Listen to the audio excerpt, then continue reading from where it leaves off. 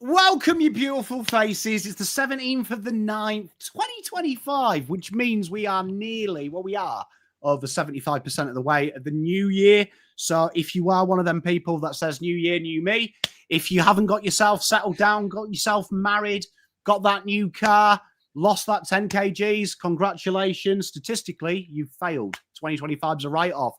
And it is a write-off for us. Our teams are shit as well. So new year, new me, 2026, hopefully it will be good. But as always, I'm joined by you lovely chat. How are you doing? You're all saying hello.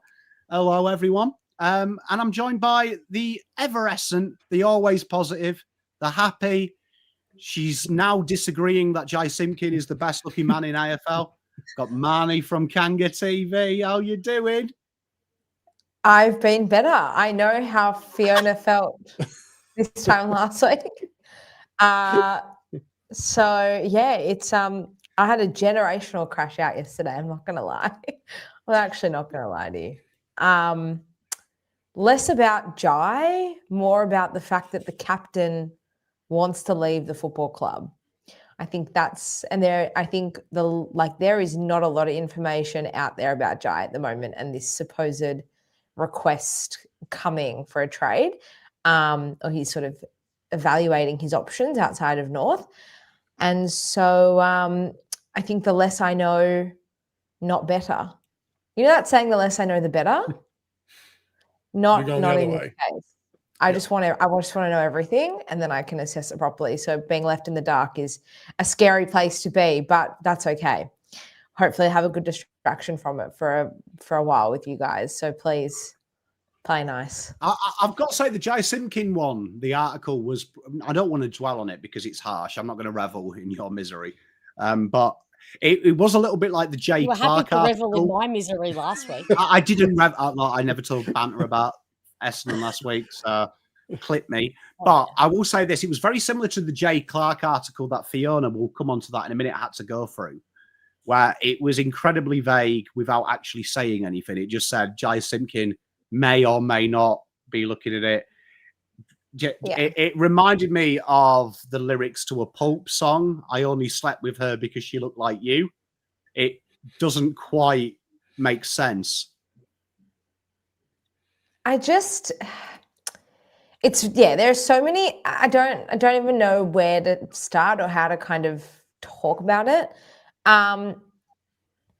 Jai Simpkin didn't have a great year as a player. If you're talking about Jai as a player, his best game was a preseason game in February, captaining the Indigenous side, right? So as a player, he's definitely let us down. His last month when he adjusted to that wing position, great.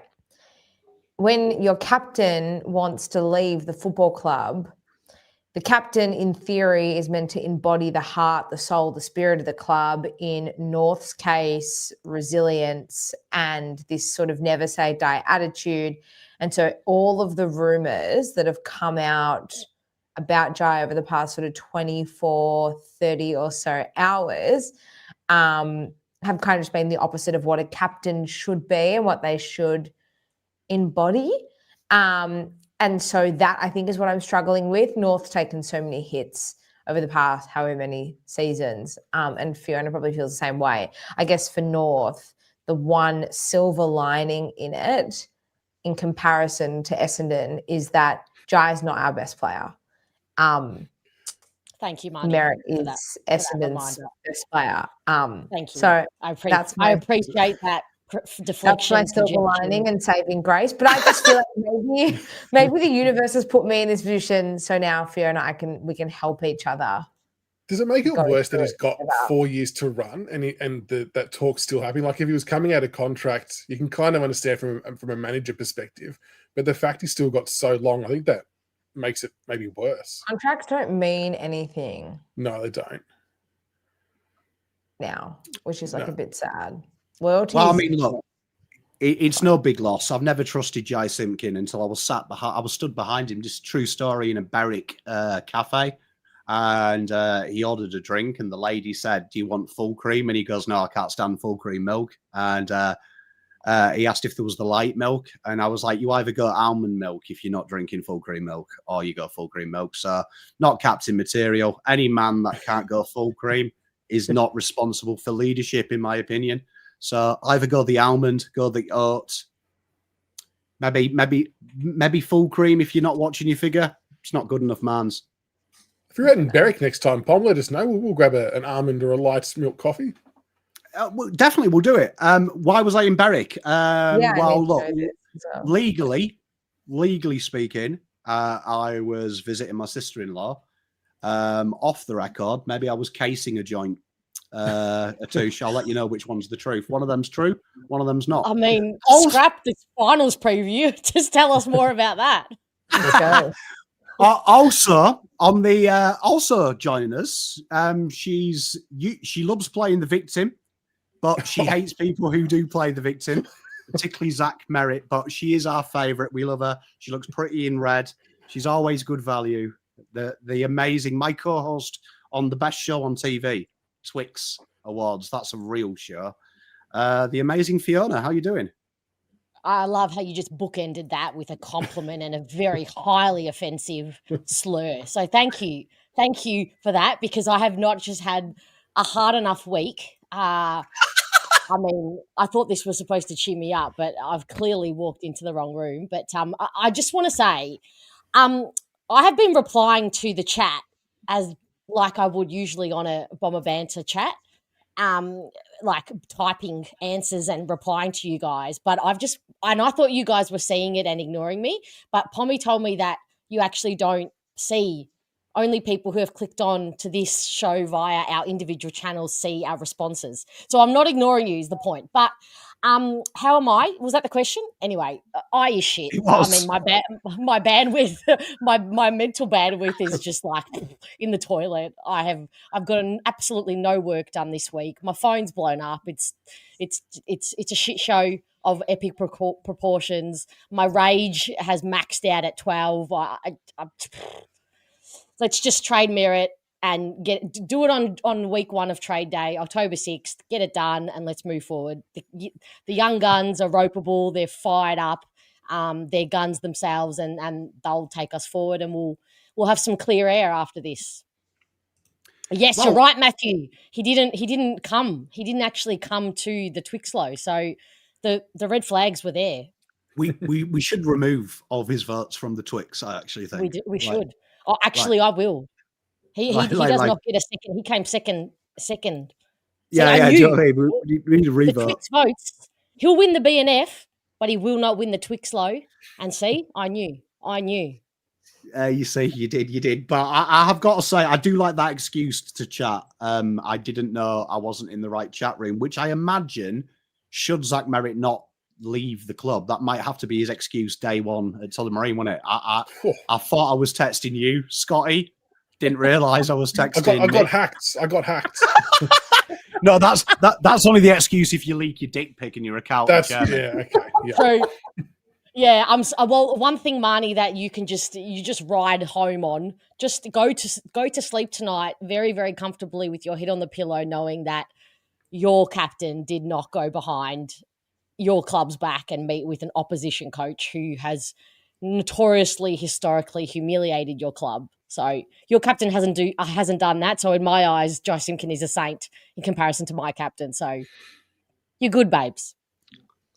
You're good. But then finally, to help us equalise the feminicity of this show, I've got the main man, BigFooty Tigercast. I was on the show with him last night. Always good for a bit of banter, and he's got some banter for us later in the show. I've got the great man, Chris. How you doing? I'm a little bit nervous now. Just I don't want to wind him up too much early. We did joke that we had to walk on eggshells when we were talking last night, but I did say that I predicted it was going to be mentioned within the first 2.5 minutes, and I reckon we got there. So that's a good start. It did, especially when I'm hosting it. It would have been a miss of me not to drop a subtle bit of a dance. I'm guessing this is on Marnie's channel. A Touche $7.99. He's got a dip before I go. Jai and Zach are both cowards. Love you, Touche. $7.99. That'll go.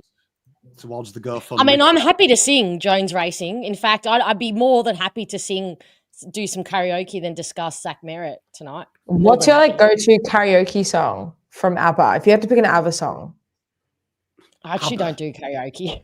I hate karaoke. Being limited to just I do it enough for the both of us is fine, Fiona. What? Of course you do. That's I knew that was. I love a bit of karaoke. We need to tee this up. If we wouldn't get copyright striked, we could have done that easily. Yeah, I would. That could be the end of the show. End of the show season. I'm gonna start Fernando. Yeah, I'll go Dancing Queen for me. Yeah, Mamma Mia. We'll throw a mixed bag in there. Yeah, my Mamma Mia is my go-to for karaoke where ABBA is involved.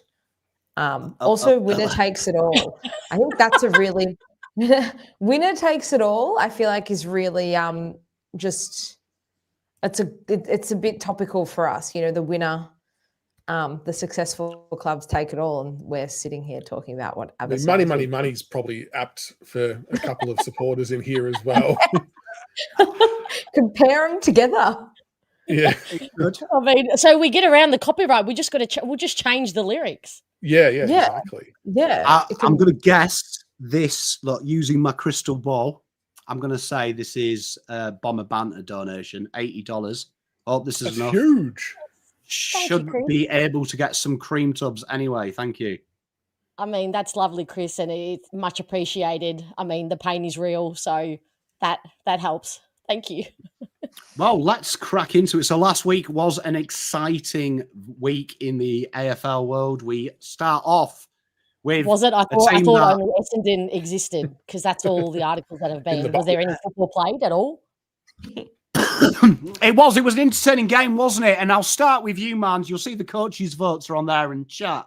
Let us know what you got out of this. But Hawthorn made Adelaide stay in South Australia with 1980s hit songs and very limited electrical supplies because they are 30 years behind everyone else. But Hawks won. What did you think of this game? I only caught the very end of it. I went with my parents to a horrible movie on Friday night and didn't look like I missed out on too much. Caught up with bits and pieces at the end. How good is Jack Gunston? Like, can we just talk about the form, like the rare form this man is in to do what he's doing at his age? And you look at their tall forward setup, and I know that Cal Shadir now is, there's a few question marks around, if he'll come back this year, should they make the grand final, whatever. But you've got Gunston, Chol, Dia, and Lewis. And when all four of them are fully fit and firing, Gunston still is their number one now on the back of his form this year. Remarkable. He's been remarkable. Jai Newcombe has been the player of the final series so far. I don't think anyone's going to catch him for the Gary Ayres medal. He's stepped up significantly in Will Day's absence. It's been absolutely remarkable. And then on the other hand, I mean, Adelaide out in straight sets. I had full faith in them being able to replicate what they had shown majority of the time throughout the home and away season. But in round 24, I mean, they came this close to losing to us. And if you're coming that another 5 minutes and we probably could have won that game against them. So if you're coming that close to losing to one of the worst teams in history over the past few seasons, then you're probably not going to do much damage in the final series, are you? And that proof is in the pudding. Big question, Mans. Can Hawks go all the way? Can they do it? Yeah, I think they can ride the momentum. There's a little bit of Bulldogs 2016 about Hawthorn, I feel, at the moment. I still think that Geelong's the best team in the competition at the moment. But if anyone could catch them in a prelim, I reckon it would be Hawthorn this weekend. Chris, what were your takeaways of this game? And I've got a question for you, because I want to ask Fiona this, but I know what she'll say. But do you also feel Sam Mitchell was being kind of painted in the press as a bad guy for merely just wanting to improve his list, which I speak as a Carlton fan. I wish Voss was having secret coffees with half the AFL.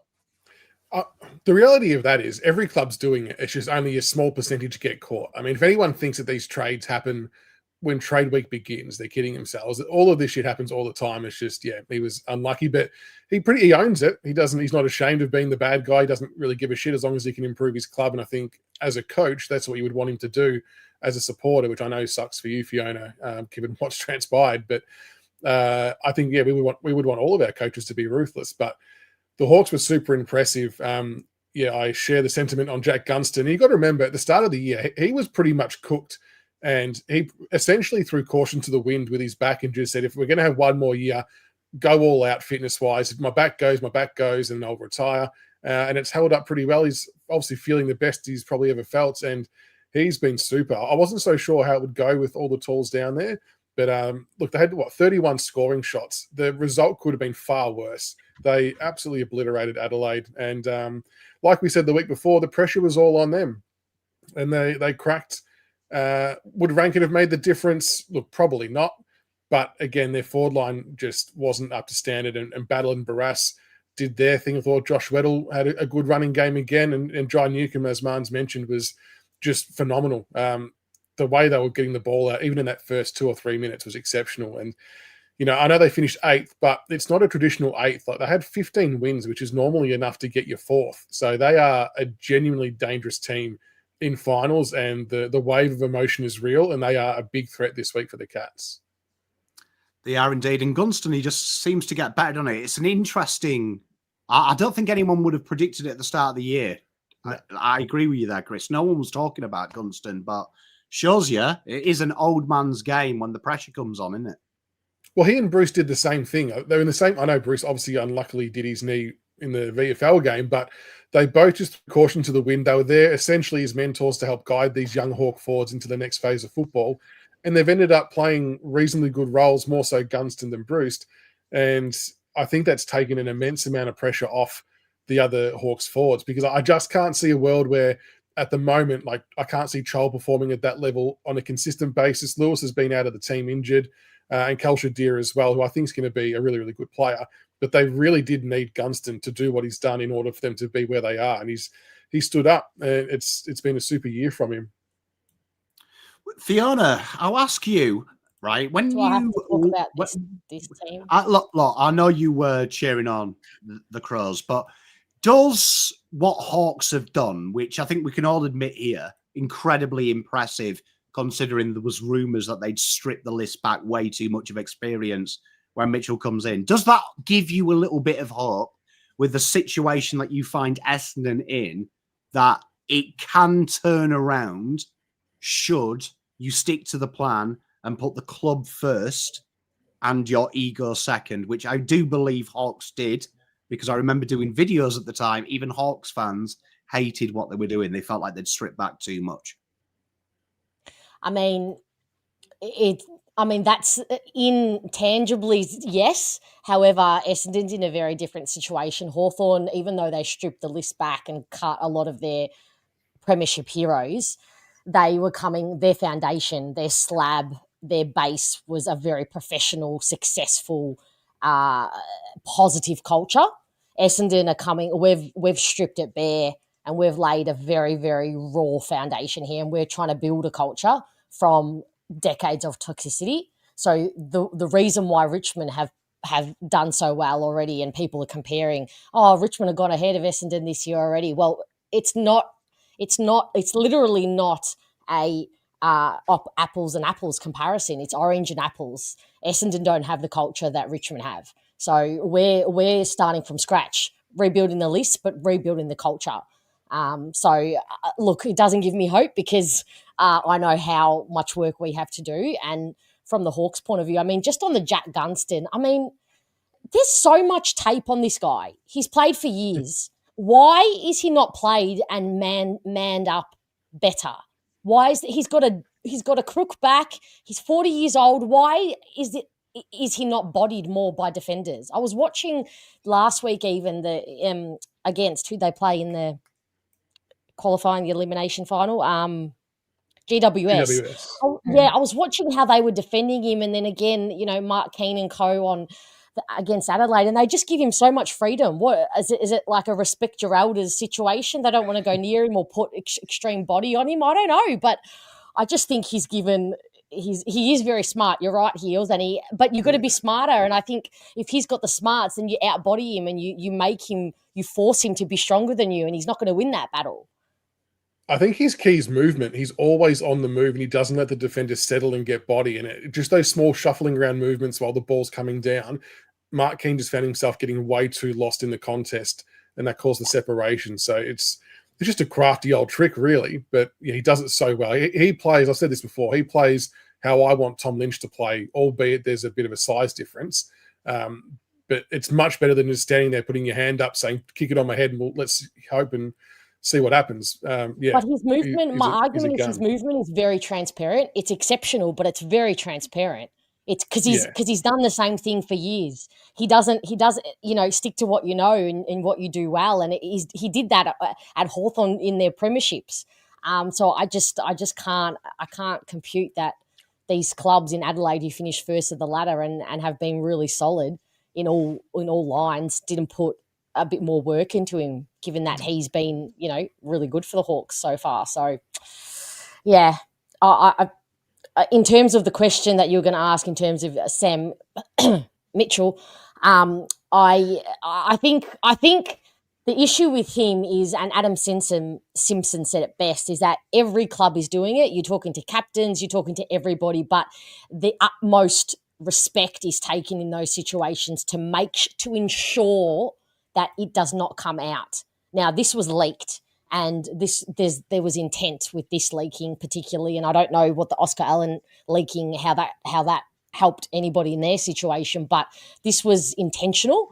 And so all clubs are doing it, all coaches are doing it, but as Adam Simpson said, there's a level of respect that's just mutually agreed on, unspoken throughout the competition. And Sam Mitchell he's a predator, basically. He's gone out and he's identified, sure, you can make your team better, but do you need to be an absolute so-and-so to do it? Because Geelong hasn't needed to do it, Sydney hasn't needed to do it, Collingwood hasn't needed to do it. Do you think a big part of it, and G'day Rat Poison, Daughter of Suicide, it stinks of piss as well. That bus stop absolutely stinks of piss. But do you think this is a changing of the guard? Because I see Void. Don't want to spend too much time on it because I think I don't want to upset Marnie and Fiona, but I agree with Void as well there that Simpson has come in quite hard on merit. And you talk about culture. Have we seen a massive changing of the guard? When you look at the rebuild that Richmond and Hawthorn have undertaken, they have done that with an arrogant, free approach. Do you still feel that what holds Carlton and Essendon back, particularly these both clubs, I'll pick on us the most, that we still have that mindset that we are a big club, but the truth be told, I don't think we're respected by opposition. I don't think we're respected in the football world. I don't think anyone respects both of our clubs historically, and I think our clubs haven't fought hard enough to gain the respect back. In a football sense, they've tried to live off the history as opposed to the action. Yeah, I think who could argue with that? Nobody. And if they do, anyone from either of our clubs, I think they're kidding themselves. I don't know about you with Carlton, but one thing I am holding on to is at least I know for that we've tied 2 years ago, we literally cleared the entire club board. Every department got wiped and started again. So I guess I feel like at least we're trying to start to rebuild the foundations and not to rest on the success of the past and not to let that, shape our identity in the present, because it's history and we're at the cost of losing generations moving forward because they don't give a shit about our last flag in 2000, the year 2000. That was 25 years ago. Look, I've always said you can't bring up anything to be proud of if you legally can sleep with it and not do time. So anything anything 18 years or older, it's not worth mentioning, to be honest. Yeah, is it really? Like, just to point out, Life of Justin. That was she pointed out one occurrence, but that was an isolated event. She pointed out one specific occurrence, one pattern of behaviour. So don't say that it's about having 4 set shots on goal, because it's not. So semi-final 2, and I have got a fun game for us all to play later, so stay tuned about culture. I want to see what we all think culture is. But semi-final 2, I'll start with you, Chris. This was a game here where I think, a bit like the first game, the media English, Dan, it's your first language. The media hype was all with Adelaide. The media hype here was all with Gold Coast, wasn't it? Dimmer to do the unthinkable. Brisbane are injured. Again, bit like Gunston, no substitute for experience, is there?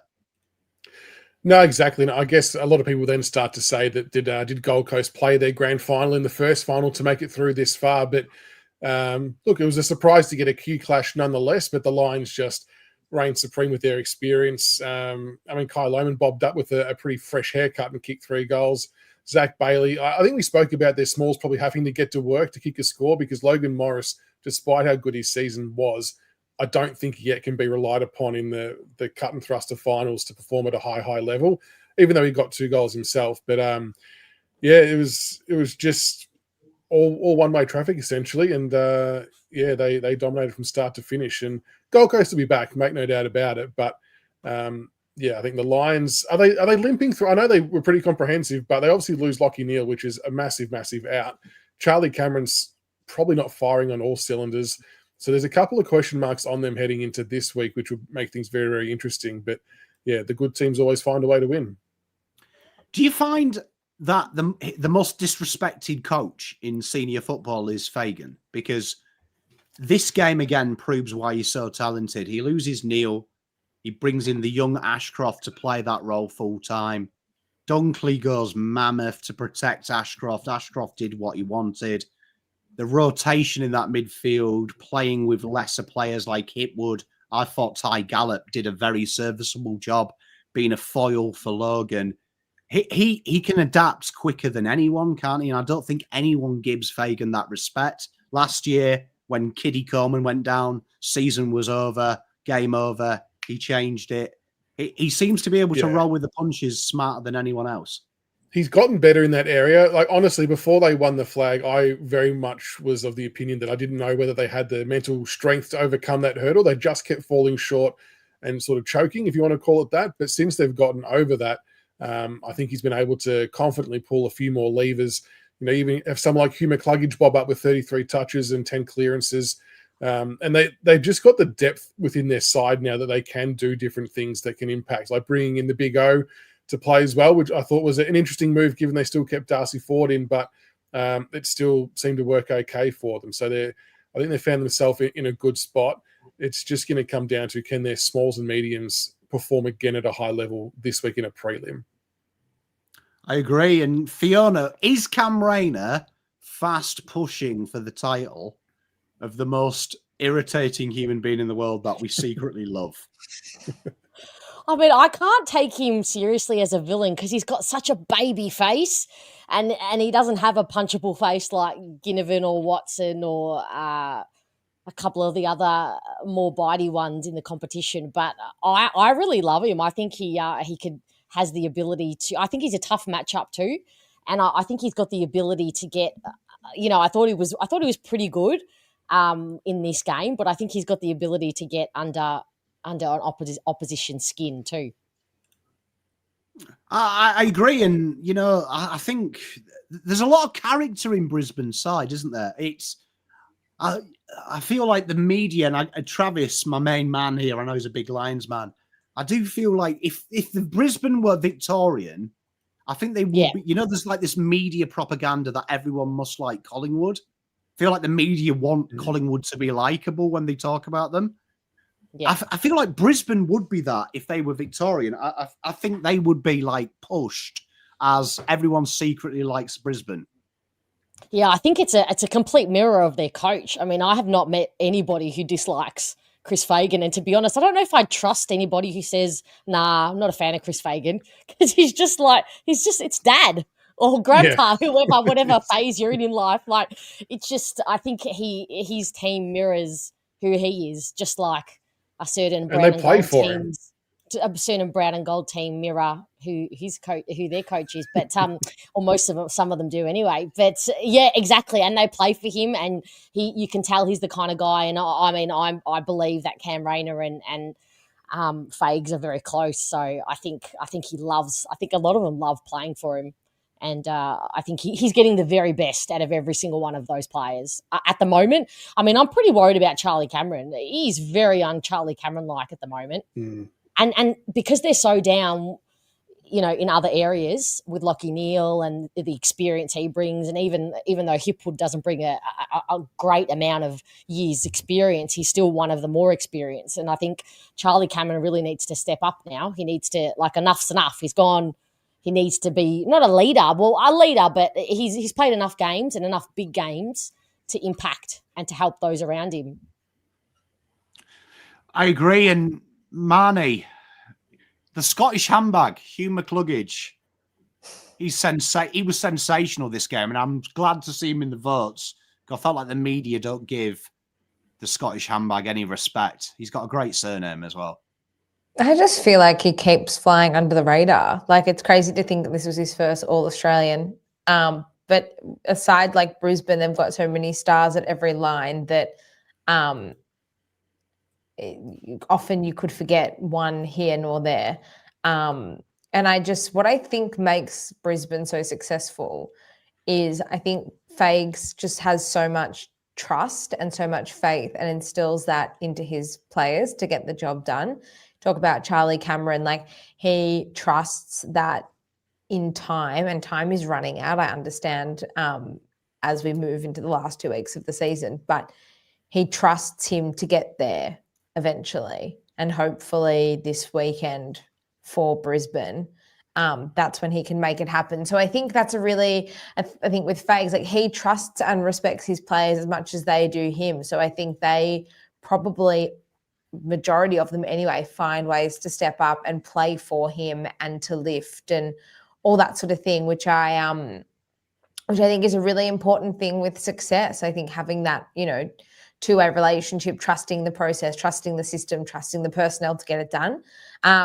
This win for Brisbane is the first time since Richmond, I think in 2020, where the reigning premiers have won a game in the final series the following year.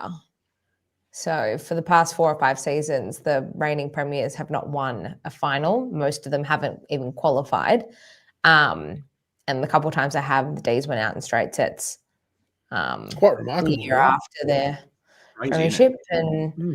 And most of the others haven't qualified for about 5 or 6 years. So I think Brisbane as a system, fantastic. I think they're a great side. I think they'll really challenge Collingwood on the weekend. And I think for the Suns, I think we probably all expected them to crash and burn against Fremantle because making the finals was their grand final, their premiership. So the fact that they took it one further and had this remarkable win over the Dockers, I still think the season is a success and I still think they'll be fine. And I just think they really embraced the moment and enjoyed the week. And they just ended up losing to a better side who have been more consistent all year. Chat and the panel, do you think Brisbane are the most underrated reigning premiers in a final? Because I feel like the media narrative, they don't take Brisbane serious. It's almost like they find an excuse to remove them, but they are a serious footballing outfit. Chat, do you agree? And whoever wants to go first, does anyone else feel like they've been incredibly disrespected this final series?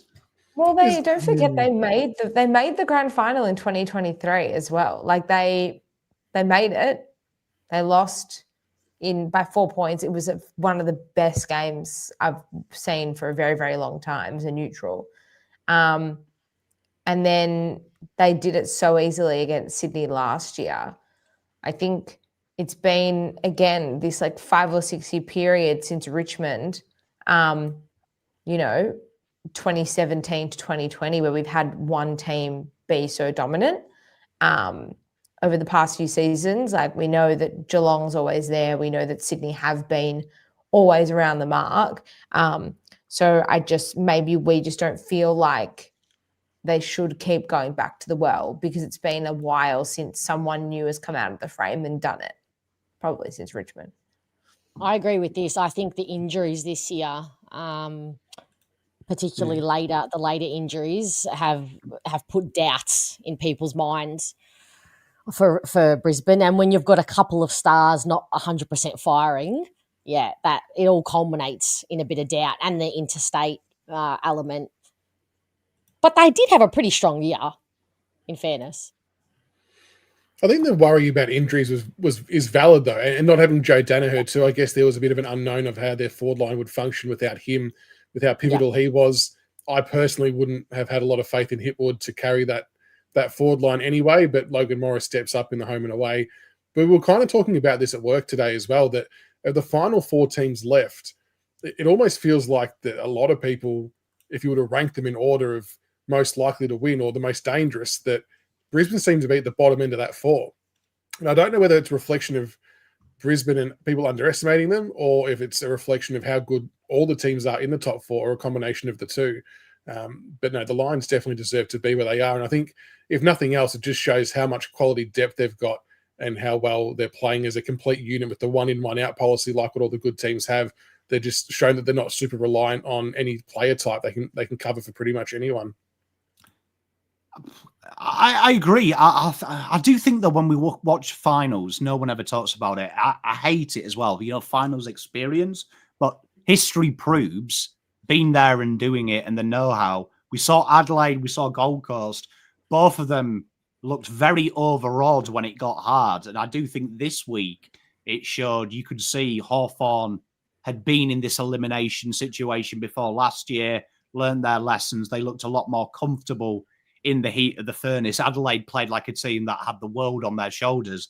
And Gold Coast, very quickly, it looked like their first finals appearance, and Big Brother let them get a few punches in. Once it hurt, they just landed the knockout blow, didn't they? Yeah. Them Brisbane Lions, eh? Wouldn't it be great? 3 of these teams just always there. Makes you sick, doesn't it? Makes you sick.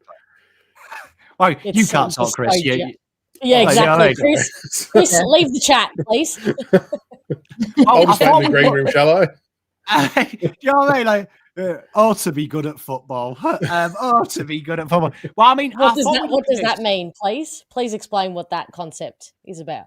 Do you know what I mean? It's funny because ever since Richmond won the premierships, the narrative then switched to, they were the easiest flags to win. They didn't mean anything, but in the years gone by, all it's really proven to me is how good we actually were to get back there that many times, because it's so difficult to do. To Marge's point, that teams are now winning grand finals and then not making the 8 the following year. That's how hard it is. It has been nice. I'm happy for you, Chris. I didn't think I'd see it, so... You know what? Before we get onto this segment, Marnie, good call from my boy Tiger Time. Any update on Kanga's pants? Any update on the Kanga pants? Yes, there are updates. So for those who missed, last Sunday, Dad and I went to the AFLW at Arden Street. He leaves for 5 minutes to go to the roof shop and comes back with a pair of North Melbourne tracksuit pants. There was a fashion show at my parents' house on Monday night with my dad parading around in his new trackies. So much so that he actually sold the pair to my brother as well, who decided he was going to buy them next time he goes to Arden Street. So what if we had a Kanga TV track pant line? Would there be a market for your own merch? I'd buy some. And do we get royalties? Yeah. To pay for the bus? No Kanga TV track pants anytime soon. No.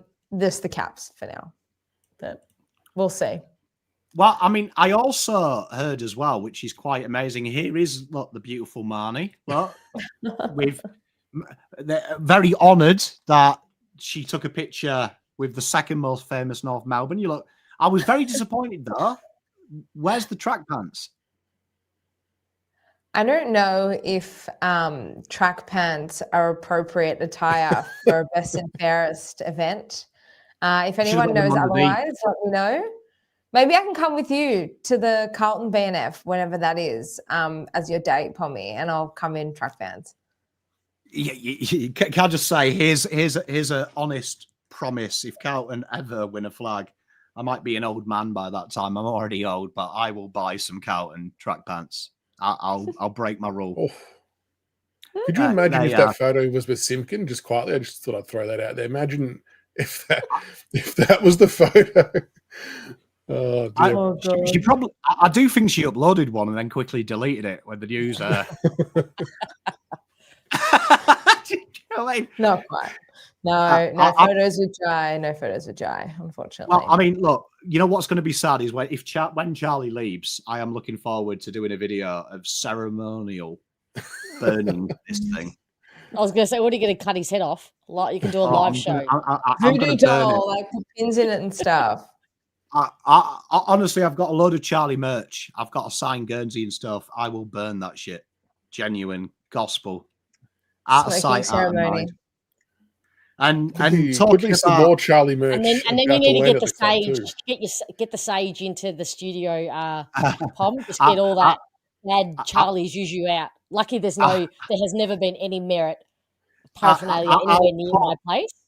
I'll put all the generational pain and hatred of my ancestors into that fire as well. Do you know what I mean? Absolutely. Can't wait. But talking about finals, ironically, something Charlie Kerno can't fucking play in. Probably because he's too busy being an absolute snake. Gary Ayres medal race. At the minute, I think we all agree Jai Newcombe is absolutely taking the piss. I was about to say Jai Simpkin there. I'm not even sure if that was deliberate or not, but it was very good nonetheless. I nearly did. Yeah, I had the Simpkin gone in my head, but obviously Jai Newcombe absolutely playing some great football at the minute. Another player that I think it's nice to see in the finals. You see Dunkley's there. You see Sarong there. You see Newcombe there. Guys who work their tits off for their team. I don't Ollie Dempsey. That's all ages. Ollie Dempsey's another one of those, Pom. Yeah, I do think when we talk about star power, you look at Geelong, you look at Brisbane, you look at Hawthorn. It's been their grafters, hasn't it, that have bailed them out of holes. It hasn't been the guys you expect. It's been the guys that put the club on the back. And Jai Newcombe, for me, one of my favourite players to watch. You can see he bleeds brown and gold, can't you? Yeah. Too bad he's coming to Essendon in a merit trade. Hey, and with Gunston maybe in like just a leadership role for young Nate Caddy. Absolutely. Hey, Rat Poison, honestly, look, genuine thing. I've got too much English in me. I love Charlie. I've said it before. I love him more than his dad. He goes to the Cats.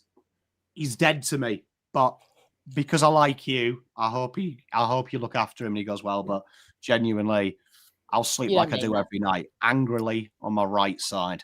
That's what I do. Tiger time 36. Just hang around until the end. It'll make sense. It'll make sense. Hang around. But I agree. No one's bigger than that club. But tell you what, fair play. I do hope he ends up at the Cats because it'll just make me laugh. Because I mean, how? So I have so many questions, and yet I'm so fucking happy. Like, just I'm so impressed by Geelong. Why? Who wouldn't want to go there? It's the place of dreams. They must give away a farm as well. Just to with every contract, you get a farm to live on. A lifetime supply and a surf membership and paraphernalia as well. It can't be a hard sell, can it? Like, can you imagine it? Like Geelong ring up and say, "Look, what can I offer you?" Like, can you imagine it? Like Carlton ring you up. What can you offer me? And Carlton are like, "Oh, we can give you some shit coffees. You know what I mean? Well, we'll give you Premiership wages for bottom 4 output, and everyone will love you until you turn the ball over in round 1, and then they'll all DM your wife, right? And then Essendon are like, oh, we won 16 flags. More recently, and we'll give you than Anzac Carlton. Day. That's all we can give you. We got Anzac Day, and then Geelong ring you up, and then they're like, "Look, we've played 15 of the last 17 final series. Serial winners. We've got farms. We'll get your cousin a cotton-on underwear contract on 2.8 million a year." It's a no-brainer, isn't it? Like when I read that article today, Charlie Curnow prefers Geelong. No fucking shit. You know what I mean? Yeah, I said I prefer Geelong too. Can I change? Just out of interest, did anyone see that bit of banter? I can't remember what channel it is, so I apologise. But they did. Let's make fans requesting trades normal, and it was an Essendon fan. Yeah, I couldn't stop laughing. We need to normalise that. So funny. Yeah, we genuinely need to normalise that we can just request a trade. I'm sick of the shit. See what you offer me. I'll think about it. I'm first in line. Get lined up behind me. With the Curnow to Geelong one, I actually was out there today and did manage to get a quick artist impression of the deal going down, and I did send it to Pommy. So this is what we saw, and it won't come as any surprise to anybody. But this is a live drawing from the scene. Yeah, look. There he is. There you go. The Cotton On in the background. It's all about Cotton On. How was it not investigated more? Apparently, isn't there someone at AFL House wanting this to be reopened, the investigation? It's called a rug. There's got a big rug, and it's just lift the corner up, and if you've got a broom or two, and that's all you need. You know what? Controversially, I'm a bit different. Do I think they cheat? No, I don't think they cheat per se. Do I think that they have found loopholes that are almost impossible to find? Yes. So I've got my theory of how they do it. So Geelong, if you're watching, please do not sue me. This is merely a theory. But when you read the AFL rules, there is some ways that you could negate this quite smartly. That would be almost unproven. So, you know, when they say they give them a farm, that's illegal by the AFL rules. You can't do that. Assets are considered part of your salary. I was joking. Nobody cancel me, please, when I said that. I've read this, and like it's been verified to me by someone quite high up in the AFL. You could do this. So someone actually said to me, what you're saying here could be a methodology. So this is how you could do it. So let's just say I am the entity. I am Geelong, right? No, we won't use Geelong. I am Club X, right? Marnie, you're on my board of directors. Your company owns, your business model is looking for bad debts and buying from the bank farmland and agriculture from businesses that is failing. Chris, your business is you run a farm management company. And Fiona, your business is you are in finance, right? There is nothing legally that stops me saying to Chris, right, Chris, you've got a farmland thing. Player Y here, I want you to sponsor him for 150K a year to do X, Y, Z, right? Marnie, what you're going to do is you're going to find a property that is low. And while she does that, Fiona, you're going to get a mortgage for the same price as the sponsorship Chris is paying. So now on the books, it looks like he's gone and got the mortgage. He's happened to buy below market rate farm from Marnie's company, all above board. And Chris is paying him to do it, which now goes to you. And Marnie benefits because she's on-sold it at 20%. You benefit, Fiona, because what you've done is you've got some of the mortgage repayments, and Chris, you've benefited because you've got a celebrity pushing your business and doing Instapost saying, look at my farm. Thank you, Chris, for helping me manage it. And then what we do is at the end of the tenure, right, this is where Chris benefits. He carries on his business for a percentage of what that farm makes. Totally legal because it's impossible to track. It's just circumstance has happened that we've sorted it out. But legally, we've added 3 million in that contract term because of what that property is worth. Jesus. That's crazy. I mean, why aren't all of our teams doing this? Yeah, That's so exactly. dumb. Yeah. Like Essendon, I'm Smart sending enough. this to Essendon media guy tomorrow.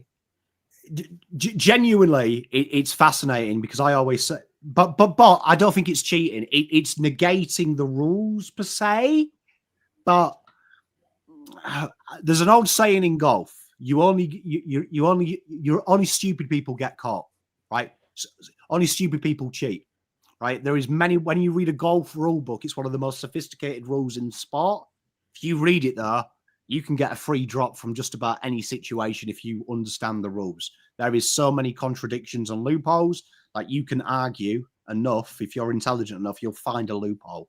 So every club does it. Go into Carlton's car park. Every fucker has a Nissan or a Hyundai. You're telling me they all paid for that? You tell me all of them went and bought the brand new one every year? Or do you think there's a little backhand deal of, oh, I'm actually doing sponsorship with Berwick Hyundai? Look at me. I'm in there. They've given him that, and it's been part of his contract. Yeah. So we all cheat. It's just some people get caught. Yeah. I mean, Stevens says it best. It's only a rort if you're not involved. Spot on. Mate. Spot on. You know what I mean? Look, we all lie at tax time, don't we? Do you know what I mean? Like, when I fill out my tax, hypothetically, when they say how much have I spent on stationery, it could be in reality $500, but for tax purposes, it's $2,750. and maybe hypothetically, I have a mate in the office supply equipment that doesn't give me it at retail, but the receipt says retail. Maybe. But hypothetically, if the ATO are watching, this is just a hypothetical. I am English. I would never choose the system. It's Yeah, everyone does it. Everyone does it, and we all love a little bargain going here and there. So kudos to Geelong, that is a step ahead of the rest, a fair few steps ahead. Hey, John's racing. It does happen. Do you know the difference? Like, Geelong do it without disrespecting anybody or cheating anybody or being an asshole or being a villain or being a predator. Nobody. They just do it with the brains between the two ears, not actually, being disrespectful and towing over the line. Yeah, look, I agree. And Chris is spot on. Spirit of the game, mate. Look, do you know what I mean? You throw a ball for a run out and it hits the bat and it happens to go for 4. And that's 6 runs. Look at the guys who invented the rule book. Do you know what I mean? So unlucky for New Zealand. Good for the Poms. But anyway, we have got a game to talk about before I tax incriminate myself. But Scott, this is the scoring profile for Collingwood. You're going to have that ATO email sitting in your inbox by the end of the night, Pom. Yeah. You're going to have on your, the message. You have one unread message in my gov. Yeah. Do you know what I mean? And I'll just disregard it. I'll be like, delete. There's no such thing. No such thing. I paid my tax. But here we are, Collingwood versus Brisbane. This is a massive game. Collingwood, obviously, going into this game, the favourites. Brisbane, obviously, the wily old fox. They've done this before. Very even, we can see. You're looking at their data metrics. Brisbane's slightly stronger in the back half of the ground, but the scoring profile around centre bounce, quite weirdly, Collingwood are very strong. But this game is as close on paper as we can get. Fiona, I'll start with you. Chat, let me know your theories. What are your vibes on this game? Oh, God, it's just so hard to see Collingwood not taking the moment and taking the crowd and using it to just get through to another grand final. And it pains me to say that as an Essendon supporter, but I just think they're going to be more confident in themselves. They played like a team who has been here before and done it. And I just think they're going to Brisbane. And again, this feels like underestimating Brisbane, but I think I'm just overestimating Collingwood. And I think Brisbane are going to show up and they're going to make it a good game. But I think at the end of the day, when challenged, I've just got a bit more faith in Collingwood to, for Sidebottom and Pendlebury to all of a sudden turn into like their prime 25 year old. So I'm putting my faith in Collingwood for this one. Margin, if I can press you. Oh, I mean, I think I'm going to say 9 points. I hope it's nice and close. I'll be there, so I hope it's nice and close. Well, yeah, we'll look forward to your wine text at 3 a.m. Looking forward to that one. I'll make sure I get to Baker's Delight and make sure I have some bread for when I get home. I eat a kiwi fruit with skin on. Stop it! I'm never going to live that down. Tell you what, if you are going to get pissed, I can highly recommend make sure you sort a kebab out if you're going out with Fiona. That's Pom's advice to you. Mans, this game here, it's intriguing, isn't it? Collingwood, Brisbane, two strong sides. Who are you tipping here? Where's your vibe at? It's super interesting because I feel like we spoke about Adelaide before and they had a really, really strong run of form in the home and away season. The last couple of games, they looked a little bit shaky. They got the job done and then sort of fell away. In Collingwood, they had a really, really poor sort of 5 to 6 weeks on the back end of the season and then one massive win over Adelaide and all of a sudden the lid's back off. I find it really, really hard to know what you're going to get with Collingwood going into this game. I feel like Collingwood, their senior players would have been well done by with the rest and the week off. I also think it's really important to note Collingwood's leaders in that qualifying final. They were the ones who stood up. The leaders led from the front, really, really strong and probably won the game for the Pies. They were really the difference. For Brisbane, they're missing a few of their key personnel through injury, but their depth is just sort of, it's this like overflowing cup. I think my gut says that Collingwood will get the job done. However, if Brisbane win this game, it won't surprise me at all. I like the way that you've managed to sit on the fence there. I'm proud of you. I'm proud of you there. You back yourself up in case it's clipped. No, I think Collingwood will win, but I'm not tipping them with any confidence. Chris, the battle of the Dacos boys versus the Ashcroft boys. We haven't had two brothers going against each other so hotly anticipated until the Jonas brothers had a fight, have we? So this is huge. Who are you going with here? Haven't they both been kissed on the pecker, by the way, getting those brothers in for pretty much free?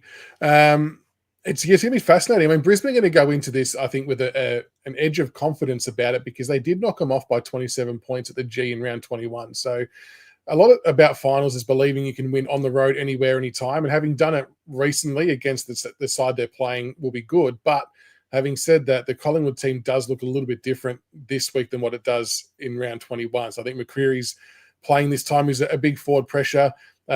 Jamie Elliott kicked forward, is back in form. Even DeGoey, 26 disposals, 7 tackles, 6 clearances. I mean, I don't know Collingwood stats in and out very well, but I would hazard a guess that 7 tackles would be a really abnormally high number for DeGoey if I was to take a guess. Huge. So it just seems like they're switched on and in the zone. The question mark, I guess, is do they roll the dice with Bobby Hill?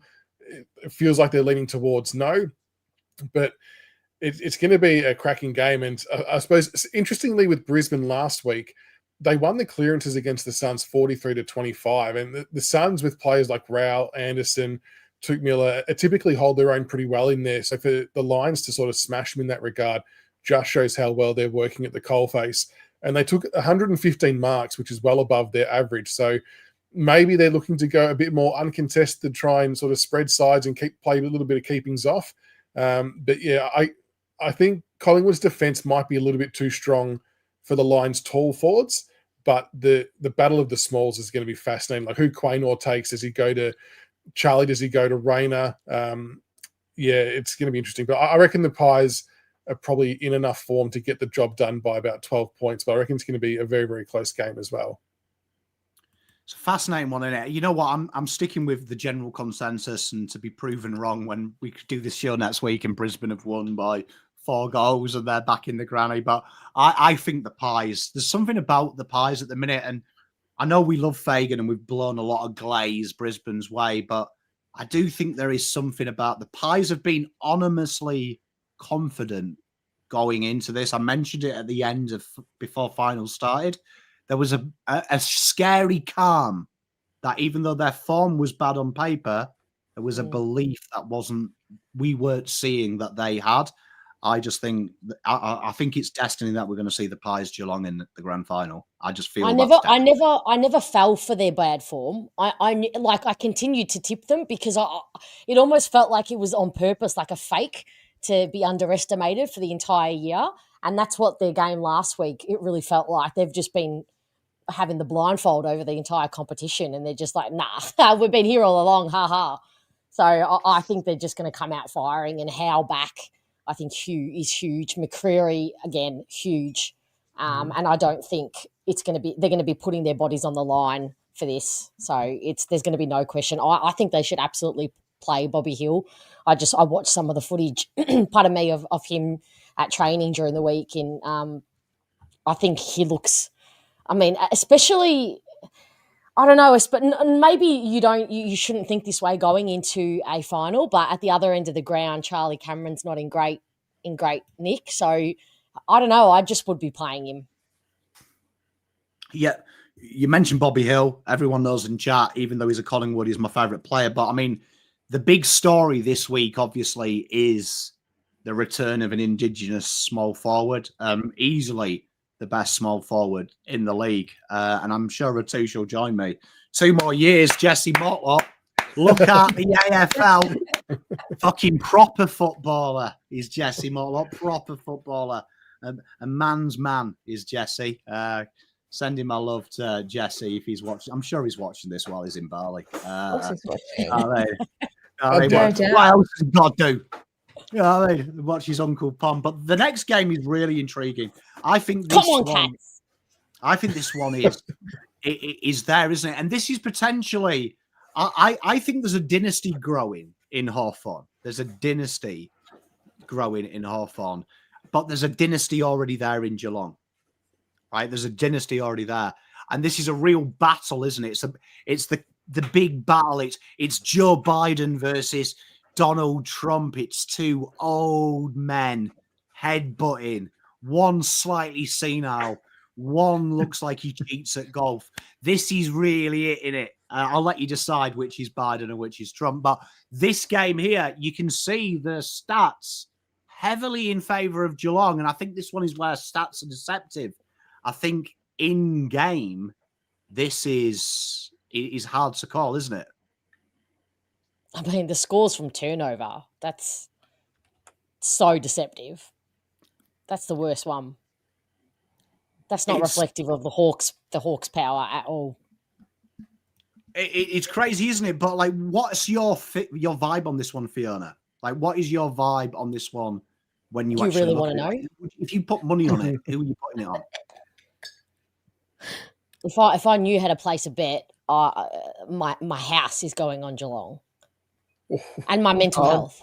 Is that out of spite, though? Yes. Yeah. Absolutely.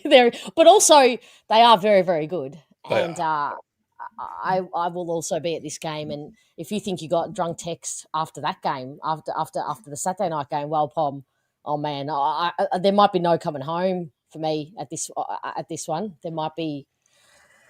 Might just walk it. No, I won't say that. But yeah, I think this is going to be a very good game. The historical feud and the fans hate each other with a venom. They, unlike Essendon and Carlton, who have feuds from 30 million years ago that nobody gives a shit about, this rivalry is real. The fans hate each other. Even when Hawks were down, the contests were always intense. They were always enjoyable, very good games. Yeah, Atush, absolutely. Maybe by 110, I actually think I'd go close to saying 102 is not quite enough. But, yeah, it's going to be a close game. I hate to say it. I think it's going to be raining, could be wet for this game. I know it's going to be a bit mild, but might be a bit wet. I can only say Geelong with every ounce of hope and love to the universe if it loves me at all. Geelong will win this game by 15. I like it. Marnie, this game, it's two sides, I think, because we'll discount Chris for this one because I think Chris knows Richmond are on their way back and they've only recently been there. But for sides like Carlton, Hawthorn and North, and for Essendon and North, who feel like they've been in the doldrums forever, Hawthorn are definitely, I think, what could be, and Geelong are the team that we wish we were, don't we? We want that. That's sustained success. This is a battle of two clubs, really, that have built something quite remarkable in the last couple of years. Could Hawthorn do it, though? I think this is a big step for them. This would be a big knockoff, wouldn't it? Taking out the side that they're hoping to beat. Yeah, look, I think Geelong's the best team in it. I think we just spent a while talking about how Brisbane fly under the radar. I think Geelong fly under the radar because they're always there. And I just think you said it, Pom, was what, like 15 of the last 16 final series they've made. Gross. They make a prelim almost every year. So for me, they're definitely the best side in it. I think Hawthorn are a good side. I think they've had a great season. I think they've backed up what they did last year really, really well. And I do think they have that ability to go to another level. That level being because I think all four sides left in it can win it. Like, I genuinely think that all four sides on their day can win it. But I wonder if there's a little bit of, I don't want to make the comparison, but I wonder, and you guys let me know what you think, is there a little bit of Gold Coast winning and getting momentum like they did on the back of the Fremantle win that there is with Hawthorn, how they've gone over the past 2 weeks? Because a couple of my very, very good friends are Hawthorn supporters, and they don't think their list should be in the position they are, potentially a win away from another grand final. So what do you guys think about the momentum versus the reality of where the sides are at?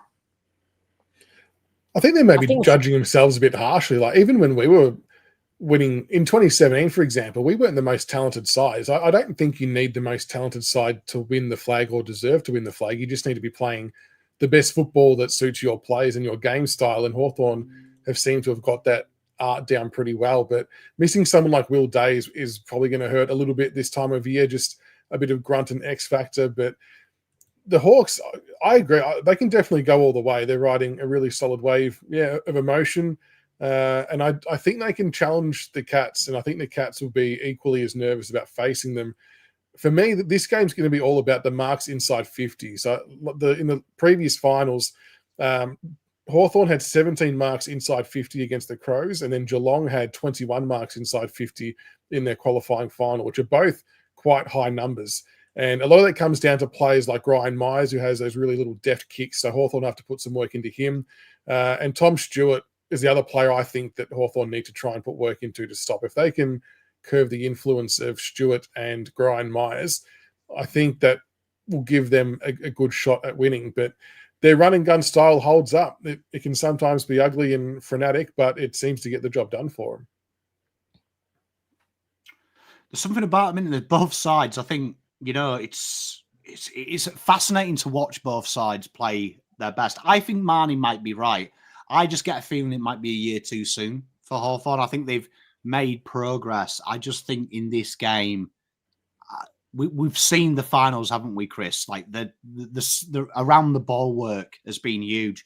The small forward craft has been huge in all of the finals. And you just think at the minute, Geelong have got. It feels like more has to go right for Hawks than Geelong, and in a final they're never perfect. And I think Geelong, they can play with a bloody nose, but they can also play freely as well. It feels a big job for Hawks to do it, doesn't it? It does. And they've got so many weapons across so many lines as well. I mean, Bailey Smith and Max Holmes, they're going to run all day relentlessly. And it's like Connor Nash will probably go to one of them, but Can he keep up with them for a full 4 quarters? That remains to be seen. I mean, Newcomb's going to back himself to go head-to-head as well with whoever the other one is. But Ollie Dempsey has a massive game, didn't he, in that first final? He's a bit of X factor. Stengel can step up. Dangerfield can have a huge impact up forward. I think at the start of the finals, I always felt Geelong were probably one that had one foot in the door after the qualifying final. But, yeah, I mean, does it feel like a free hit for Hawthorn? I know they went all right last year in finals. They'll feel this is a next progressional step. Cats have got fresh legs. Hawks are, got to keep winning. But, yeah, I mean, they might play with a bit of freedom, the Hawks, which could trouble them. They got to score early, though. If they let Geelong get a jump, it could. I won't say it will get ugly, but they'll be able to keep them at arm's length. And Hawks play a lot with the relying on the energy and the vibe and the emotional high. So if they get going quickly, they'll be hard to catch. But on the flip side, if Geelong get in their heads and pop that balloon energetically, that just takes the winds out of you when you play on that level energetically and rely on that to get you moving. Once it's popped, it's really hard to then keep yourself afloat just from a different point of view. Your skills and everything else, you start to second guess yourself. And that's where Geelong's professionalism and more experienced players. I mean, how many of this Hawks team, how many players in this Hawks team have played finals or won finals? Is there quite a few of them? Last year they beat they beat the Dogs in the elimination final last year. Yeah. So I guess they've got a bit of experience too, but obviously not as much as what Geelong has. And I think it's Sean who said in the chat that, it certainly feels like that they won't give Gunston as much. You can't see Tom Stewart and what's his name? Jack Henry's down there. His brother that just left Carlton for St Kilda. Sam DeConing.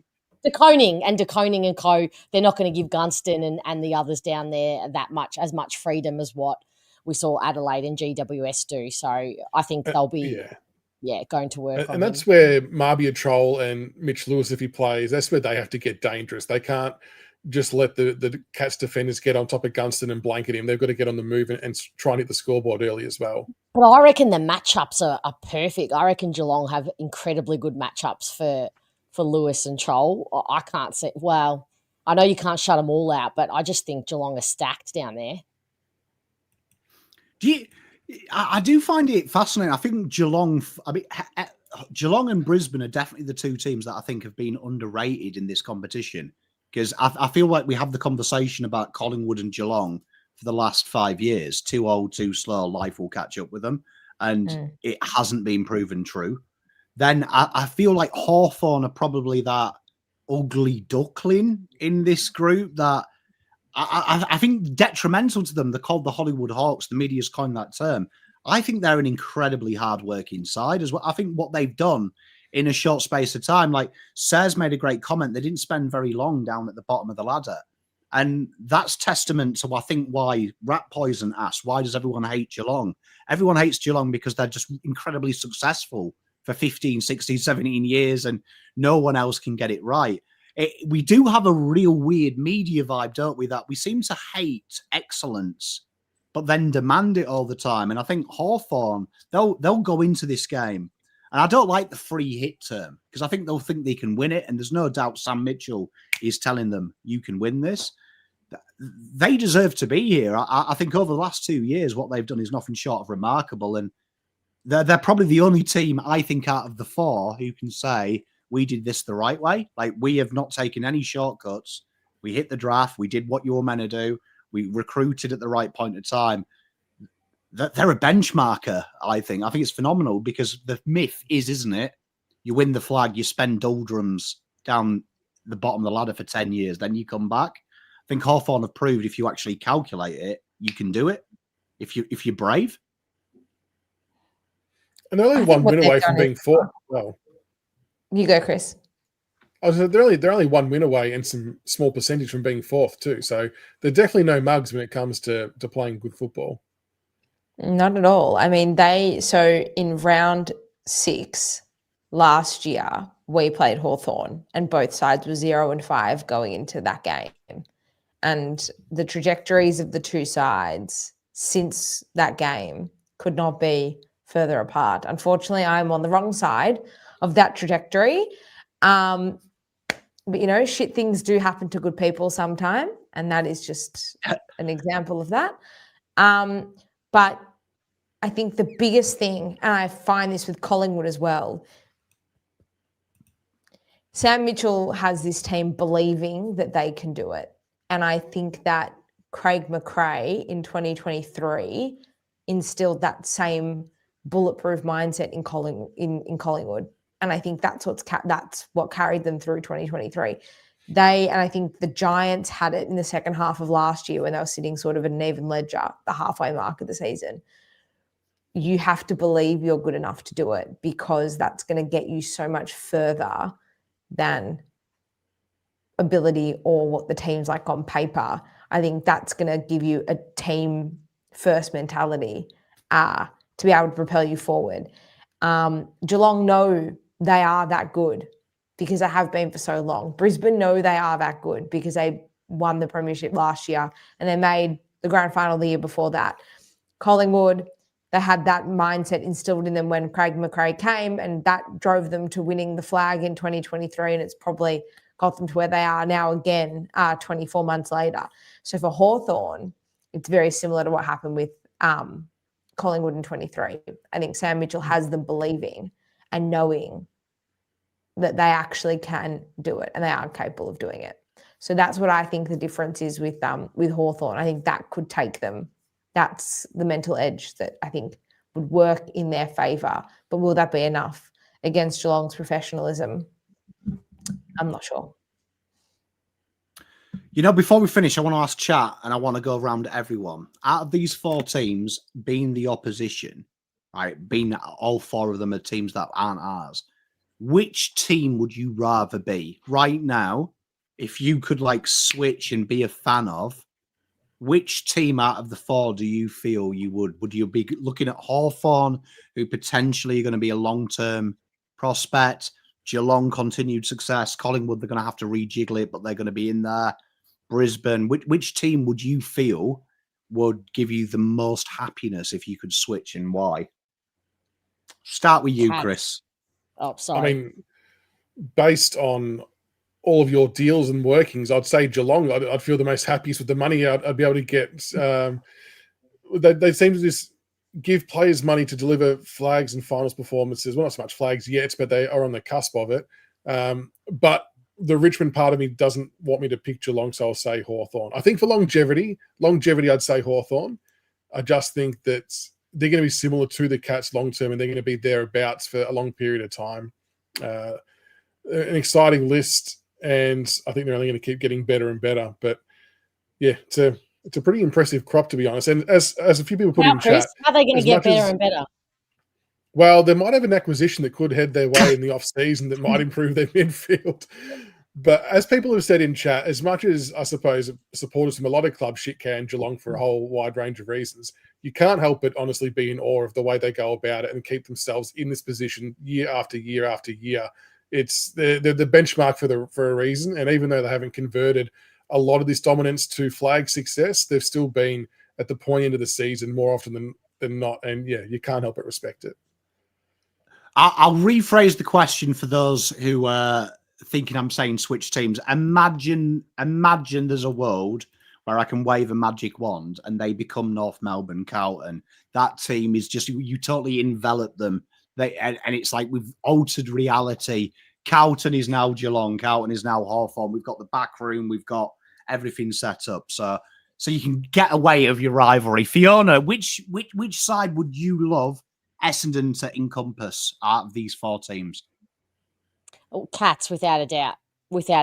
And I've always maintained that if Essendon didn't exist, and perhaps I should be doing this even though they do exist because they bring me nothing but pain. But if Essendon did not exist, I'd be a Geelong supporter without doubt, right back to I loved Bomber Thompson at the Cats, and I loved players like Corey and Wright and Wojcinski and Scarlett and Harry Taylor. I just absolutely loved watching how they played. They play the right way, the football that everyone loves, the football that's at the core of the true AFL supporter, hard, tough, uncompromising, unconditional.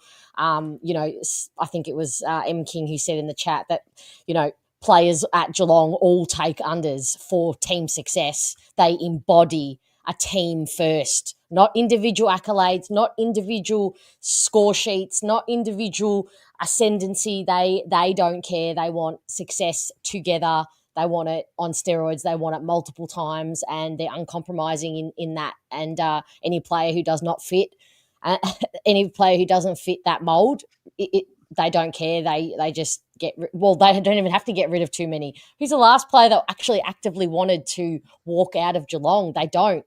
They just get squeezed out, or they don't fit that mold of wanting to be uncompromising in more money for just because they can, because they're a professional athlete. So Geelong match my morals, match my principles, everything apart from the tax evasion or whatever they're doing out there, the cooking of the books. Apart from that part, they match everything else that I believe in. So definitely Cats for me.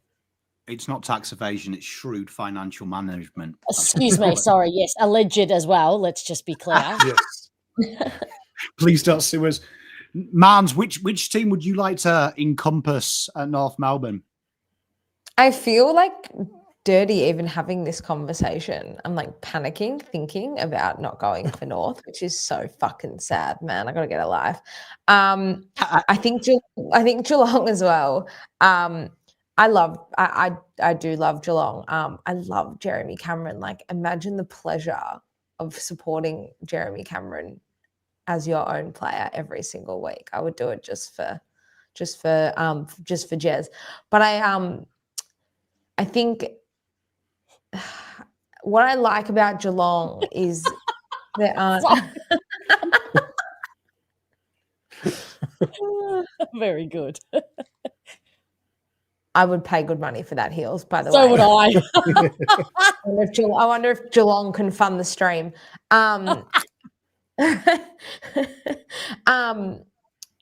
yeah, I just like the thing with Geelong, I think there's no frills, no ego. Like, they obviously have some superstar players, Jez, Baz, Max Holmes, Tom Stewart, even Blitzarves, these guys they've got stars at every line, right? But there are no egos, there are no frills. You talk about Fiona, like the last player that wanted to leave Geelong was Tim Kelly, I would say. It's probably the one that comes to mind. Okay, goodbye. See ya.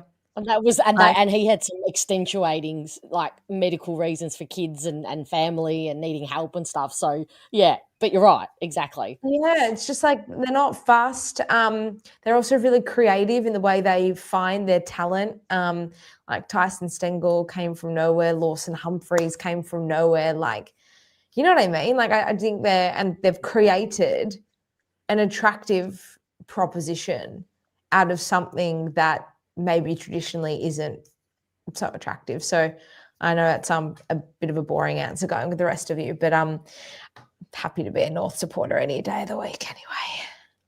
Yeah. Lies. Oh, yeah, mate. I'm with Marnie because Collingwood kill me. Like, Collingwood kill me, Geelong kill me, because simply my team's not good enough and it hurts my heart. But I'm going to join you. I think Geelong is it. And you know what I love about Geelong? The things we don't talk about. Like, you've seen the Bailey Smith reports. You've seen the Chris Scott reports. What I love about Geelong is they handle negativity with a sheer fuck you. We're Geelong.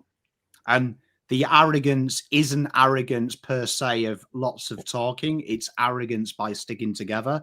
And it reflects on the field, doesn't it? There is a genuine camaraderie between them 23 guys on that field every week that is unsurpassed. And I like that. Like, it annoys me because as a Carlton fan, I'm sure Fiona will join me. And I'm sure, Chris, you'll join me pre-2017. Sometimes with the history and the heritage, there's an arrogance that's more, we've been there and done that, as opposed to reality of today. I feel like Geelong have that arrogance because they are Geelong. and they don't care. Like, they don't care about anyone else. They are who they are, and they're unforgiving and unapologetic. And it's what I wish we were as a football club. I wish Carlton were a bit more unapologetic and just with themselves and owned it. Yeah. They don't hide Geelong. Like, I find the way that Chris Scott backs in his men through everything is unlike most clubs in the competition. They are a very united front. Could have been a Geelong man, Matt. Season ticket was bought and everything by my old boss, and you make bad decisions, Pom. Look, I always say it's amazing that I have such a beautiful, kind wife, because when I get to pick something at free will, it's usually a fucking horrific choice. I am proof arranged marriage might be a good idea for some people, but yeah, no, definitely. Like, I don't like blowing smoke up the arse, but I think what's magical about Geelong is what Marnie said was probably the best point. They do something that no other club does. They look at different leagues. They go a different system as opposed to going to Sandringham Dragons games. They will go to the lesser clubs. They just go down to the local surf shop and just look for wavy blonde hair. Yeah, you know what I remember as well, and I never forget. I remember speaking to a junior recruiter a couple of years ago, and he told me this thing about Geelong. And he was like, when a Geelong recruiter comes and asks us about the players, it was like they never ask what's he like training ethic wise or anything like that. He says they ask questions about, can he tackle, can he do this? They're recruiting skills and they're backing themselves in to believing anything else. And I remember, I'm not going to name the player, but I remember there was a player that they took that had very questionable kicking efficiency a few years ago. And he was like, every player, every recruiter who came in asked, do you think the kicking is skill-based? Is it technique? Is he working hard? Geelong didn't give a shit about that. And he actually asked them, are you not concerned about the kicking? And their response was, no, we can teach him how to kick, but we can't teach X, Y, Z. And that just blew me away, that all the other clubs were literally saying, oh, is this guy cooked? Where Geelong just were like, we like this, we like this, we like this. We don't care about his kicking. We'll teach him that. We can't teach these natural traits. And I wonder how many clubs are like that. Whatever they're doing, they're doing it right. Yeah. And they just keep plucking players from the clouds every year, it seems. And so whatever their strategy is, I think a lot of teams, if they were able to get knowledge on it to follow, I think they would, because they've been up for so long, and it's credit to them, annoyingly. Yeah, and it's something I say in my draft previews. Don't get blindsided by the basics, because if you're a good team, you can teach the basics, make them better. And I never forget, a good mate of mine, he told me this story about Tom Atkin. He was saying, we went and watched a reserve game, and he looked me in the eyes, and it's the only time I've ever bullied him about football, because I respect him. But he was like, see that guy there? He's going to be the next Joel Selwood for us. And I was watching him running around, and I burst out laughing. I was like, fuck off, mate. Come on. Joel Selwood's world class, mate. This kid's a scrub at best. And literally about 2 years later, he did that interview, Scott, and they asked him about Joel Selwood, and he was like, we've got Tommy Atkins. And I was like, surely not. And then Tom Atkins burst out, and it was good. And then I looked back at that conversation over a beer watching the game, and he literally said the same things that Scott was saying. He runs hard, he tackles, he's team first, he handballs to the guy who's free. And I was like, how did I not see it? Because they weren't replacing Joel Selwood with the star. They were replacing the things Joel Selwood could do and bringing in people around him to replace Joel Selwood from what Atkins can deliver. And I was like, it changed the way I looked at kids in the draft after that. I was like, okay, I need to stop looking for the star. I need to look at the product. Yeah. And they've got an environment where they can breed stars. That's the thing. That's something that North, I know, don't have. It's a culture thing. It's a resource thing. It's and the mentors the development piece and credit will blow a lot of wind Essendon's way and lay a lot of shit at their door, but to their credit, they've really put a lot of work into the development part of the club and the development in terms of personnel over the last couple of years, and we've got a very long way to go, but they've finally fucking identified that's almost what's the point of recruiting stars and recruiting? What's the point of having number one picks and number two picks if they are just going to go to your club and die a slow, painful death there, only to then be traded because they're no good and flourish when they're at Geelong and Richmond and Hawks and everywhere else. So the penny finally dropped as soon as this, it seemed like the obvious pathway, but they're finally putting a lot of work into the development department at Essendon. So can only hope that it works. Yeah, but you know what? It's gonna be nice. It's gonna be nice to see. Well, you know what, chat? That's all we got time for. I do have one special thing though that came to me. So, Chris, I also. Excuse you, Pom. You told me to come up with a segment of a segment. I do my homework. Okay, who does her homework? We'll go to your segment in a minute because you might like this. But Chris, good friend, I'm sure she will. Am I still going to be here? Is the question for my segment? You will be here, but good friend of Chris, he's actually got an early look at some of the player profiles and team photographs. And he managed to get this, which is going to be Essendon's 2026 team photo, as you can see. The full team photo. That's fucking hilarious, Chris. So, I didn't make it. I just saw it and thought this would be quite amusing to show if anyone hasn't seen it already. Can I just say that fucking hilarious means it's not funny? No, yes, I'm aware. Nuance there. And Fiona, we've got a new thing. Fiona's segment. Fiona, your Fiona thoughts spelt wrong. Give me your Fiona thoughts. On what? You said you had your segment. Oh, I had a segment. It's not the Fiona. It's just a quick fire, fun to end the show this week. A quick fire game of Would You Rather's in the spirit and theme of prelim week. So I'm just going to rattle these off. They're dumb. They're stupid. They make no fucking sense. They'll never happen. So you guys just can give me your answers, and the chat, of course, get involved. So I think there's about 10 of them. So are you ready? Okay. Let's go. All righty. Let's do it. Number one, would you rather your captain get injured before the prelim or your best forward to kick 0-5 in a prelim? Just your first answer that comes into your head. Don't think about it too much. Captain gets injured before the prelim or your best forward kicks 0-5.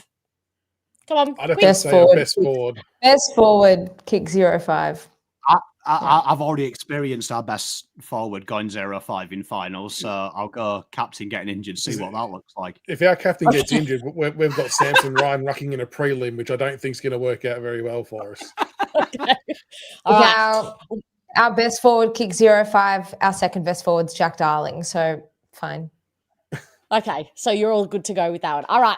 Would you rather win a prelim by 100 points but have your star player do an ACL, or scrape through by 1 point at the siren with your list fully fit? Scrape through. Scrape through. Yeah, scrape through. Scrape. Oh, okay. Would you rather make the grand final 5 years in a row and lose them all, or only make one grand final in the next decade but win it? Win it. Yeah, win it. I wouldn't mind winning another one. Yep. Okay. Would you rather see your team win a prelim but 4 players cop suspensions and 2 star players do their ACLs, or lose the prelim but keep a clean record heading into the next season? So you're either 4 players cop suspensions and 2 star players do the ACLs, so they're out for the next season, or you lose the prelim but keep a clean record. Win. Got to be in it to win it. So you're going in without 4 players or 6 players into the grand final? I think I'd rather just go into the next year healthy. Because you're probably going to get smacked if you got all those players out, surely. I think No, that shows. I trust our depth and our list. Oh, nice. Nice, Margs. Yep. Pom? I'm probably the same as Chris. I'd rather lose, but I reckon if you asked a Brisbane fan, they'd be like, "Oh, this is just a normal weekend. We'll win the flag from here." Yeah. Okay. Would you rather your fullback get caught holding the ball on the goal line with 30 seconds left, or your ruckman give away a 50-metre penalty after the siren? So your fullback gets caught holding the ball on the goal line, 30 seconds to go, or your ruckman give away a 50-metre penalty after the siren? Well, the 50, if it gives away a 50, it could be at the other end of the ground, so it might not be impactful. So No. The insinuation here is it potentially leads to... No. I mean, I'll go the 50 metres because it seems most relevant for Nankervis. Okay. Pom, Mans? Yeah, it depends. Like, is he giving away in the middle of the ground? No, it leads to a kick on goal. So both options lead to a kick on goal. So your fullback depends who the key defender is. I think North fans are looking for an extra reason to pile onto Griffin Logue. So, but if it's Aiden Core getting caught on the goal line, then sorry, Tristan Cherry, you can take this is semantics, guys. Just give me your answer, please. Sorry, Mum. Well, this is supposed to be the intention of a would you rather. The whole point of the would you rather game is don't let your head come in with all the equations. First instinct, gut. I've experienced both of these regularly. So what the ruckman? Matt's got a good point too, though. That if it's the ruckman, it's the other ruck who's having to kick the ball. So Max Gawn, for example, would be no certainty to kick anything from anywhere. So I like that. Overthinking this, people. Give me your answer. I said the ruck. I'm done. I said the ruck. No. I'm with Chris. The ruck, less painful. Money? Yeah, no, ruck. Okay. Oh God, you took so long. I don't know. I've lost my place here. All right. Would you rather your team be remembered for the greatest prelim comeback ever, or winning the prelim with 2 players short on the bench from the first quarter? So you've got all 4 players do major injuries, 5 players do major injuries in the first quarter. So you're playing 2 short, or you've got the greatest prelim ever. Wait, what? Greatest comeback ever? Yeah. Or winning it with 2 players short. No, greatest comeback ever. No one remembers the players on the bench aside from your own internal. We'd have to go one better than our round 1 comeback, but it could be doable. Oh God, there's another kettle. Purely because GWS did it to us and played with 2 on the bench for nearly half the game and beat us. I want to witness that. I want to be the team that says, "Ha ha, our team was injured and won." So I want to go there. All right, nice. Would you rather be stuck sitting behind a full-grown man wearing a very large wizard hat at the footy, or next to the potty mouth Nana yelling abuse to your players every 5 minutes for the entire game? I don't think I could handle sitting near someone with a wizard hat. And my 2 sons have been seen with wizard hats at football, so I'd rather sit next to the potty mouth Nana. Same. Okay. Yeah. She's yelling abuse. You can give the verbals back, though. She's yelling abuse every 5 minutes at your players. Yeah, that's all right. I can give it. I'm not afraid of her. Marty's throwing down with Nana. She's going to regret sitting next to me. It's not about her. I'm telling you now. She's got the lollies. Funny, Pom. I thought this was foregone conclusion for you. You're going the Nana. You dig a potty mouth Nana, don't you? Mate, yeah, I'd be enamoured being sat next to a foul mouth elder female. I'd be in my element. Be home from home. All right, 3 more. Would you rather the goal review system crash in a prelim and deny your team a goal, or the replay screen keeps showing you yelling abuse at an umpire on repeat for an entire quarter? Abuse.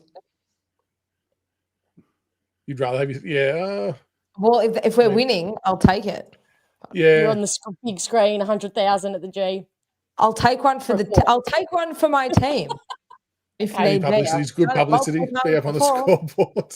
Yeah, and it's got Kanga TV. It's got Kanga TV right up there. PommyinOz right up. The logos on your. That's brilliant. No, we'll do no that. PR is bad PR. The and channel James Racing, you read my mind, but we've already had a goal disallowed with Tom Lynch. So I already know what that feels like. Yeah. On the big screen. Grand final. Yep. Okay. On the big screen. All right. Would you rather have to stop the grand final because a streaker runs through the centre bounce or because the sprinklers turn on mid-quarter? I mean, the streaker has the element that they could get a really big spear tackle from someone, and I think that's exciting. What if you're losing and some wet ground can even out the contest? I hadn't thought that's a fair point. I thought we weren't allowed to think. I thought it was just a quick fire. I wasn't allowed to hypothesize before. Well, I was just about to say I broke my own rule. So, but you're all taking 300 years anyway. So, streaker wearing a Kanga TV cap. No PR's bad PR, baby. I'm going streaker. Everything's better with nudity. Okay. Chris, did you give? Yeah, go the streaker because there's a chance they could get spear tackled, which would just get the crowd up and about, I think. Okay. And final one, would you rather Hawthorn or Collingwood win the 2025 grand final? Hawthorn. Sorry, Fiona. Yeah, I'll say Hawthorn because my wife's Hawthorn, but I do have a couple of Hawthorn mates that it would be unbearable. Collingwood. Thanks, Pom. That felt loaded. That finishes the would you rather. Yeah, I wasn't allowed to explain it, but yeah, Collingwood. I'd rather Collingwood. Done. Well done. That was good. Thanks, Fiona. But you know what, chat? Thank you very much for joining us. Make sure in the description you should have all the links for every channel.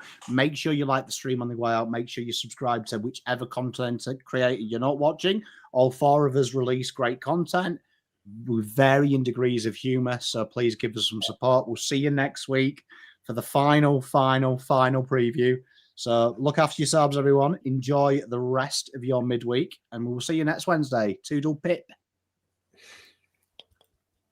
Good night, everyone.